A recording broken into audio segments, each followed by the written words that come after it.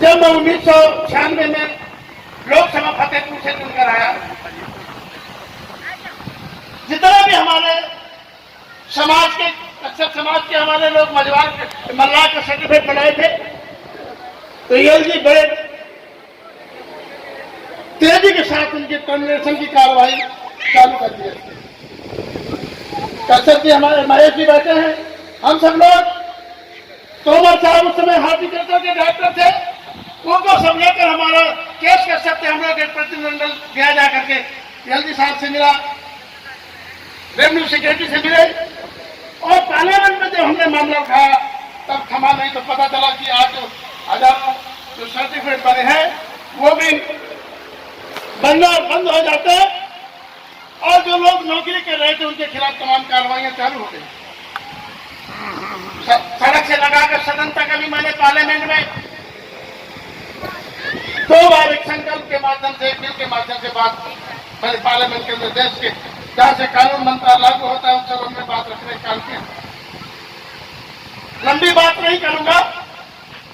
हम लोग 1991 में जब हमारी वीरांगना बहन फूलन देवी जेल में बंद थी, उस समय हमने जेल की रोटियां खाई हैं। बहन फूलन देवी के जाकर के उनके बिस्तर में कंबल में बैठ करके जेल की रोटियां खाई हैं।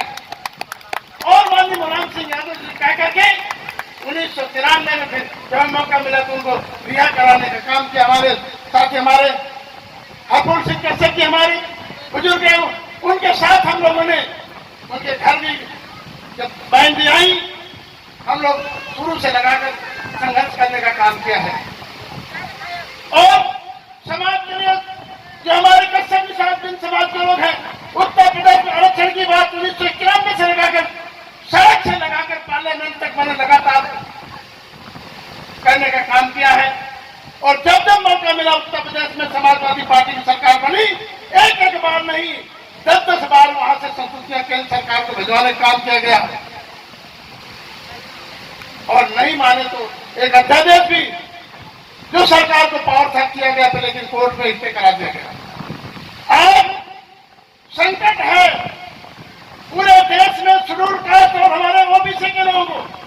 मैंने पार्लियामेंट में रखा कि हरियाणा की बेटी अगर दिल्ली में ब्याह जाती है और दिल्ली में नौकरी के लिए अप्लाई करती है, फिर ओबीसी से तो उसको नौकरी नहीं मिलेगी, उसको सामान्य जात में ट्रीट किया जाता है। मैंने पार्लियामेंट में जब बात कहा कि रोजगार की कमी है, अब कोई प्रतिबंध नहीं है, पूरे देश में कहीं भी कोई जा सकता है, तो ये जिस तरह सेंट्रल की सूची बनी है उसे स्टेट की सूची से अटैच करके उनको अनुसूचित जाति का माना जाए। लेकिन आज गूंगी बहरी सरकारें हमारी आवाज को नहीं मान रही हैं। हम तो चाहते हैं, सैनी साहब हमारे कह रहे थे देश आजाद हो गया, लेकिन हमको हक अधिकार नहीं मिल रहा, हम लोग केवल मांग रहे हैं और कोशिशें कर रहे हैं। जब तक हमारा समाज शिक्षित नहीं होगा ना, बाबा साहब ने कहा था शिक्षा सबसे बड़ा हथियार है, जब तक शिक्षित नहीं होंगे तब तक संचित हो नहीं सकते। हमको तमाम तरह के घुमा करके हमें कहीं न कहीं ले जाया जाएगा।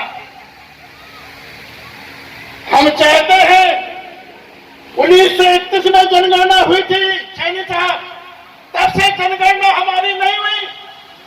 जब सेंसस रिपोर्ट बनती है तो भेड़ बकरी से लगा करके, आपके कूलर पंखा से लगा के, खेत खलिहान से लगा करके सारा आकलन किया जाता है। सड़क बिजली कहाँ क्या नहीं है, उसी के आधार पर देश में बजट का आवंटन होता है और विकास डेवलपमेंट होता है। ऐसी कौन सी बात आ गई कि देश आजाद हो गया और जनगणना, जाति जनगणना खत्म कर दी गई है, अब केवल धर्म के आधार पर जनगणना हो रही है। इसका मतलब है कहीं हमारे साथ धोखा हो रहा है। वो लोग जो मुट्ठी भर लोग हैं, हमारे को शासन करने के लिए अपने साथ मिला लिया हमको, और मिला लिया तो पूंजी उनके पास है, नौकरियां उनके पास है, व्यापार धंधा जमीन उनके पास है, हम लोग उनके नौकर हैं। ये है हमारी असलियत।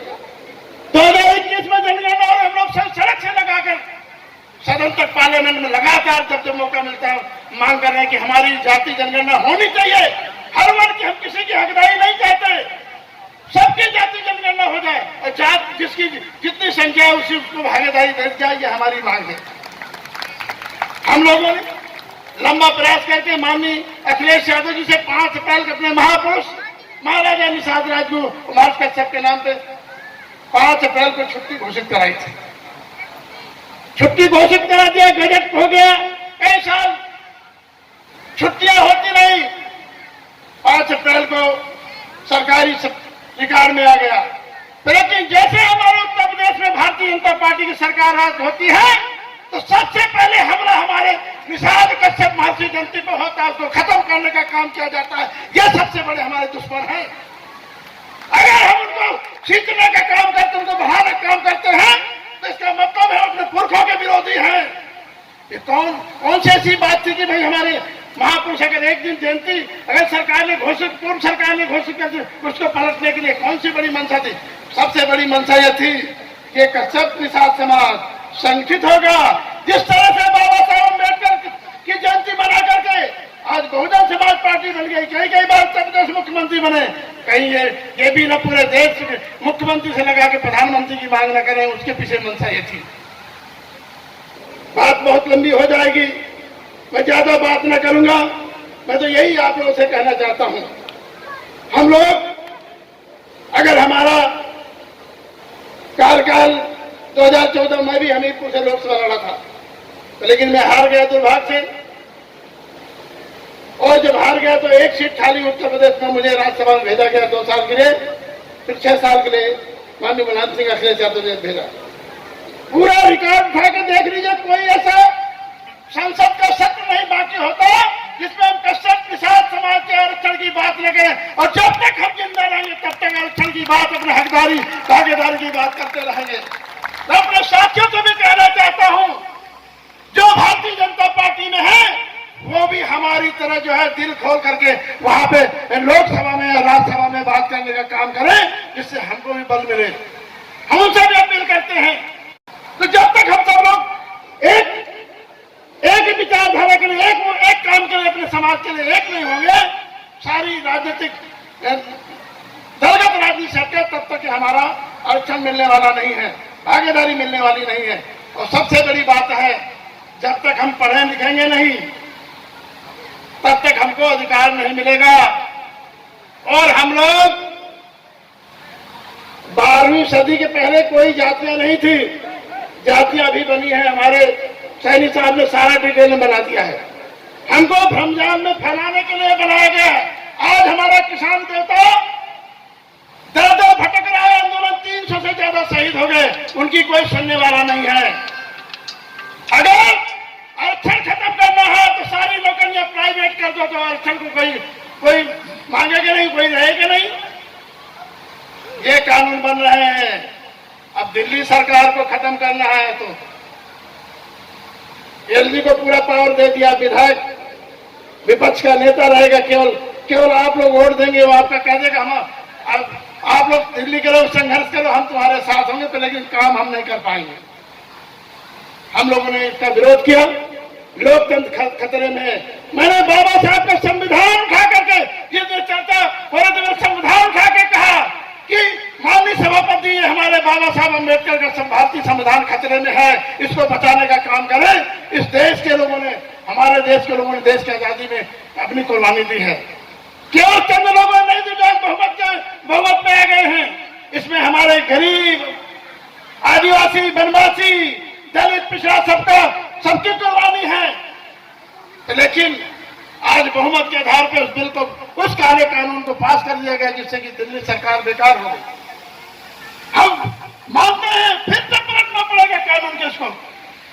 उस दिन भी हमने कहा कि आज एक काला कानून बनाया जा रहा है, इसको पछताएंगे, फिर से अधिकार जो है मुख्यमंत्री को और चुनी हुई सरकार को, मंत्रिमंडल को देना पड़ेगा।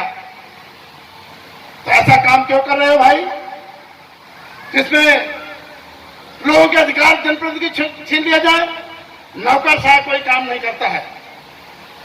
जनता, आज उत्तर प्रदेश में चुनाव हो रहे हैं, जब प्रधान क्षेत्र पंचायत, जिला पंचायत जब वोट मांगने जाता है तब उसे पता चलता है मैं कितना बड़ा नेता हूं। हर आदमी बताता है भाई वोट मांगने आया, आपने क्या किया, हमारे लिए क्या किया, समाज के लिए क्या किया, विकास क्या किया। तो आज इस अपने महापुरुष की जयंती के शुभ अवसर पर मैं सबको मां शक्ति को नमन करता हूं और जब साथियों को सबको बहुत बहुत बधाई देता हूं। जितने भी हमारे अतिथिगण आए हैं उनको बहुत साधुवाद धन्यवाद देता हूं और यही हम निवेदन करना चाहते हैं कि जहां जो इस स्तर पर है अपने महापुरुषों के आगे बात बढ़ाने का काम करे। इन्हीं शब्दों के साथ जय कश्यप, जय निषाद, जय महान।